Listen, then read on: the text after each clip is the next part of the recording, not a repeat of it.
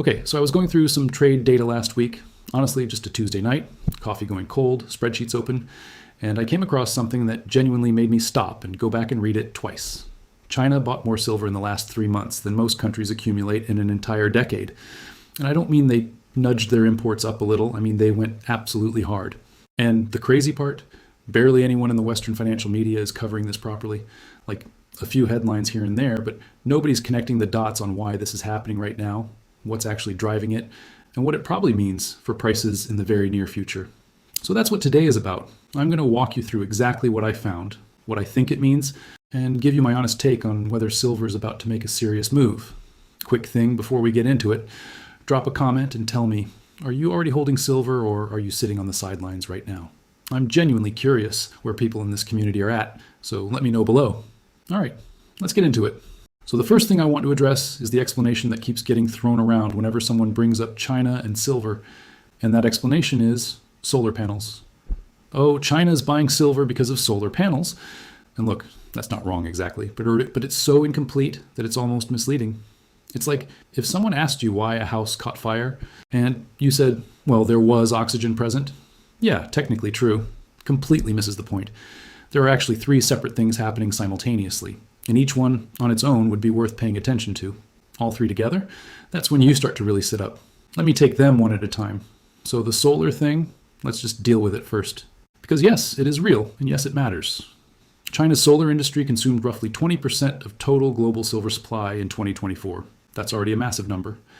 But here's what people are skipping past. China just announced they're more than doubling their solar installation targets going forward. Double. Not a 10% increase, not a 20% bump, more than double. Now think about what that means in practice. If you're already using 20% of everything the world produces, and you're now going to need twice as much of it for your solar build-out, where does that silver come from? Because global mine supply hasn't suddenly doubled. There aren't massive new silver discoveries coming online. The big mines in Mexico, Peru, the ones that have been producing for years. They're dealing with declining ore grades, operational issues. Some of them have had serious strikes and community disputes. Supply is essentially flat, slightly down in some areas. So you've got this enormous demand increase crashing into a supply picture that just isn't growing to meet it. I always think about it like this. Imagine your local area has one major flour mill. That mill supplies 20% of all the bakeries in the region. Now that mill announces it's going to need twice as much wheat because it's expanding massively. But the farms haven't planted more wheat.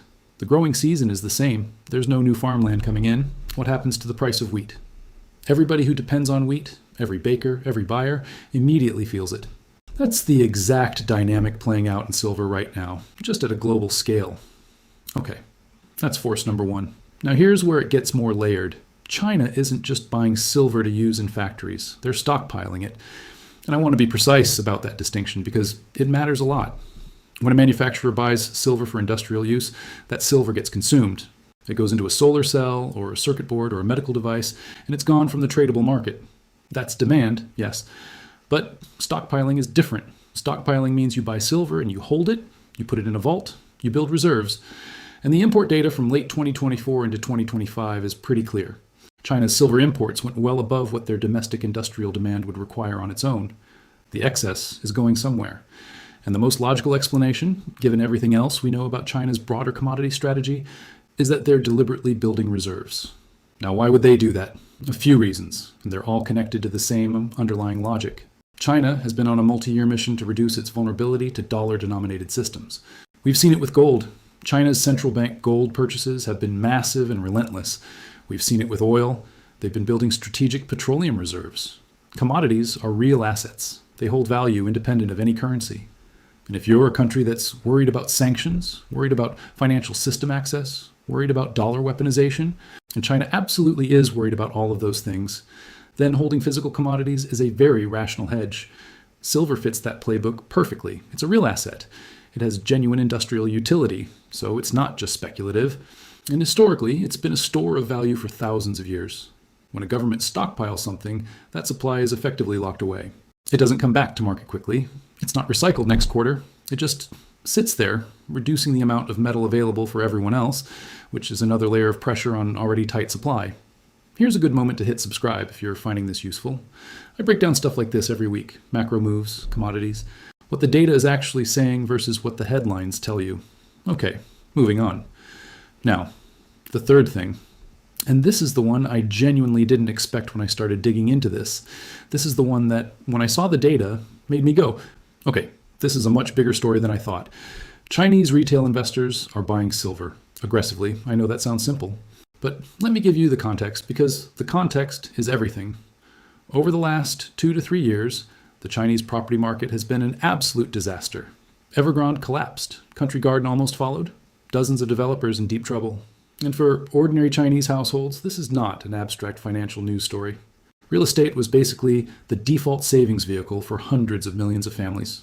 The place you park your money, build wealth, secure your future. And it's been decimated. At the same time, Chinese stock markets have been deeply disappointing, volatile, underwhelming returns, a lot of retail investors who got burned. And the government has been cracking down hard on crypto. That exit valve is largely closed for mainland Chinese investors. So here's the situation facing tens of millions of regular Chinese savers right now. Property, broken. Stocks, disappointing. Crypto, blocked. The yuan itself, there are real concerns about long-term depreciation. Where do you put your money? Gold has been one answer. We've all heard about the Chinese gold rush, and that's real. But silver is picking up in a big way too. It's accessible at the individual level in a way that gold isn't for a lot of people. You can buy small amounts. The apps and online platforms that let regular Chinese retail investors trade silver have seen explosive growth in account openings and trading volume. This isn't a niche wealthy investor thing. This is mass market. Tens of millions of ordinary people moving money into silver as their property market savings evaporate. Now I want you to hold all three of these in your mind at the same time. Industrial demand about to surge massively from the solar build-out. Government stockpiling pulling supply off the market into vaults. And a retail investment wave from one of the largest populations on Earth, driven by a genuine crisis and their traditional savings options. 3 separate forces, all pointing in the same direction, all happening right now, simultaneously. Have you ever seen a commodity setup like this before? Seriously, let me know in the comments. I'm curious if anyone here has tracked something similar in another market. Because in my experience, when you get this kind of multi-vector demand surge converging at the same time, supply is constrained, markets don't gradually drift upward. They move hard when they move. So what does this actually mean for prices this week? Because that's what the title promises, and I'm going to be straight with you about this. Nobody, and I mean nobody, can tell you with certainty what silver does on a specific day or in a specific week. Anyone who claims otherwise is selling something. But what I can tell you is what the structural setup suggests and what the near-term catalyst risks look like. Silver has been trading in a compressed range lately. The fundamentals underneath are screaming, but the price has been relatively contained. And historically, when you see that kind of disconnect, strong fundamentals, price going sideways, one of two things happens. Either the imbalance resolves slowly as the market gradually wakes up, or there's a trigger event and the price moves sharply to catch up to reality all at once. Right now, the trigger risk is elevated. The things that could set silver off in the near term are any significant weakness in the US dollar, which is already looking fragile given where Fed policy might be heading, any supply disruption news from the major mining countries, or, and this one keeps me up a little, any public statement from China around commodity reserve strategy. If the Chinese government makes any kind of official announcement touching on silver reserves, that market moves immediately and significantly. And here's a technical thing I want to flag because it's actually one of the more concrete signals I look at. COMEX, that's the main futures exchange in the US where silver gets traded, has been seeing a notable increase in delivery requests. What that means in plain terms is that traders and institutions are choosing to actually take physical possession of silver rather than just rolling their paper contracts forward month to month. When that happens, it means people want the real metal in their hands, and that puts real pressure on physical inventories. COMEX silver inventories have been declining. That's a bullish signal, and it's something you can track publicly every week. So, to answer the title question directly, does silver skyrocket this week specifically? I can't promise you that. A week is a short window, and markets don't care about our timelines, but is the setup as constructive as anything I've seen in silver in the last 3 or 4 years? Honestly, yes. The risk is asymmetric right now. The potential upside from current levels is significantly larger than the downside risk, and the catalysts are stacking up, not going away. This is the part I really want you to understand before we wrap up, because it's the thing that changes how you think about this whole situation. The silver story in 2025 isn't really a this-week trade. It's a structural story. China's solar build-out is a multi-year policy commitment backed by billions of dollars in government investment and national infrastructure goals. That doesn't stop next quarter. The Chinese retail investment shift away from property isn't a trend that reverses. The property market crisis is deep and structural, and those savings have to go somewhere. The stockpiling strategy is part of a larger geopolitical positioning that China has been executing across multiple commodities for years now. What this means is even if the price action this week is boring, even if silver moves sideways or pulls back short term, the trajectory is pretty clear when you zoom out. The pressure building underneath this market is real, measurable, and growing. And markets eventually price what's real. They always do. The timing is the uncertainty, not the direction. The people who understand what's driving this now, while the market is still catching up, are positioned very differently from the people who wait for CNBC to validate the thesis and buy after silver has already moved 40% higher. I've seen that pattern play out before in other markets, and it's genuinely frustrating to watch. People who could see the setup clearly but waited for mainstream confirmation, then ended up chasing the move. Don't be that person. If this video has been useful, do me a favor and hit the like button. It genuinely helps this content reach more people who could benefit from understanding what's actually happening in these markets. Okay, let's bring it home.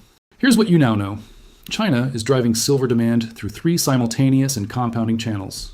A massive industrial demand surge from a solar build-out that's more than doubling in scale, strategic government stockpiling that's pulling silver off the market and into vaults, and a retail investment wave from tens of millions of Chinese savers, fleeing a collapsed property market with nowhere else to put their money. Global silver mine supply is flat to declining. No new production wave is coming to absorb this. COMEX physical inventories are falling as delivery requests rise, meaning institutions want real metal. The technical setup is coiled and the catalyst risk is elevated, and the structural story is long-term and durable. This isn't a one-quarter thing. Going forward, when you see headlines about China's solar expansion, read that as a direct silver demand story. When COMEX inventory data drops each week, look at the delivery requests. That's your real signal. When dollar weakness shows up in the macro data, watch silver closely. These signals are already talking. You just have to know what language they're speaking. I want to know what you think. Where does silver go in the next 3 months? Give me a number in the comments. I read every single one, and I'll be jumping in throughout today to respond. This community's read on markets is genuinely one of my favorite things about making these videos, so let's talk about it. And subscribe if you want to stay ahead of this. Next week, I'm getting into the gold to silver ratio and why it's currently at one of the most extreme levels in 30 years. Last time it hit levels like this, silver moved significantly within 6 months. I'm going to show you the historical data, the exact numbers, and what it might mean for where we go from here. That video is going to be detailed. You don't want to miss it. All right, stay sharp. Do your own research, and I'll see you in the next one.